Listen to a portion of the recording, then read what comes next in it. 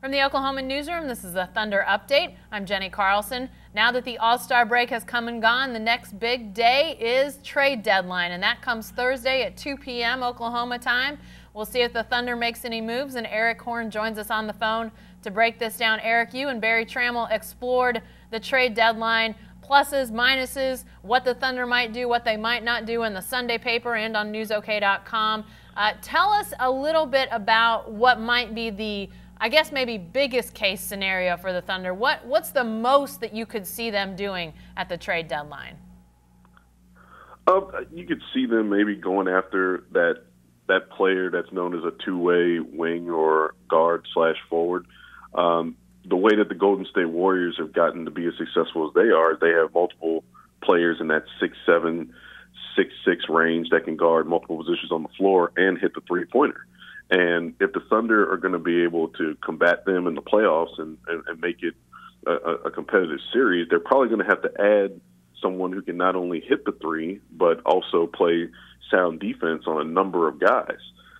You're looking at guys like a Courtney Lee in Memphis, or P.J. Tucker with the Suns, or Gerald Henderson.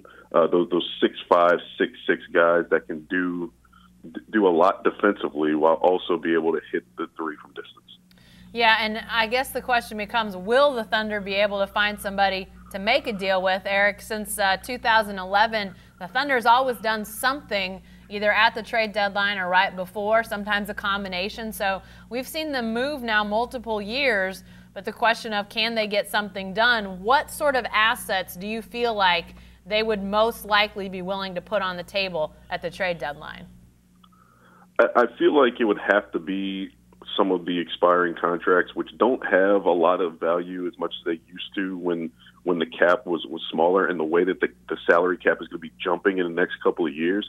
A guy like a DJ Augustine, who's clearly the third point guard behind Cameron Payne now, a Mitch McGarry who's behind the logjam at forward with Serge Ibaka, Nick Collison, Canner, Steven Adams. Even maybe a Cameron Payne, who I don't think is necessarily going to be a guy that they're dangling out there, because I think the Thunder values him, just this being his rookie year and seeing that the progress that he's made. But that's a guy that teams are going to ask about. These teams that the Thunder is going to be dealing with and talking to over the next few days, they're going to want some real value. And Cameron Payne is one of the guys that the Thunder has that's shown some actual value this year and going forward. So his name is going to be brought up a lot as well. So it's going to be interesting to see if the Thunder is willing to part with a young piece like that in order to get what they want.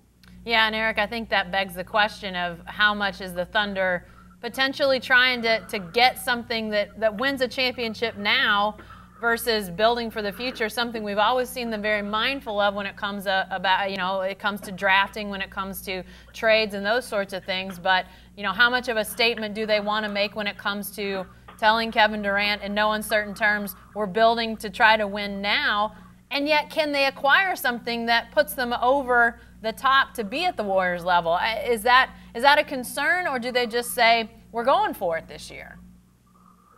It's one of those things we're going to have to wait and see. And I didn't even mention a couple of other guys who could be in that mix to be shopped around, a Dion Waiters or a Steve Novak. I mean, right. Steve Novak barely gets off the bench, and he's making $3.75 million. That's an expiring deal. And Dion Waiters is in the Reggie Jackson mold of a person who the Thunder didn't re-sign from their rookie contract, didn't give him that offer. So now he's set to hit restricted free agency in the summer, and that's something to where he could be dealt the way that Reggie was dealt at the deadline last year. Now, it's not the same situation internally, because I think that Dion Waiters has he has a better relationship in the locker room as it stands, and I think that the guys really like him around. Not that they didn't like Reggie around, but things were kind of coming unraveled with the Reggie Jackson situation. But that's another guy that could possibly be looked at as one that's going to move. So should the Thunder stay pat? Should they move? I think something needs to happen, but a matter of who's going out is the big question. Yeah, definitely so. Well, we'll be following that all day on Thursday. And again, 2 p.m. Oklahoma time Thursday is the trade deadline. You can be sure to follow it on newsok.com all day. We'll have updates as soon as they're available. Be sure to stay with the best coverage team every day in the Oklahoman and on newsok.com.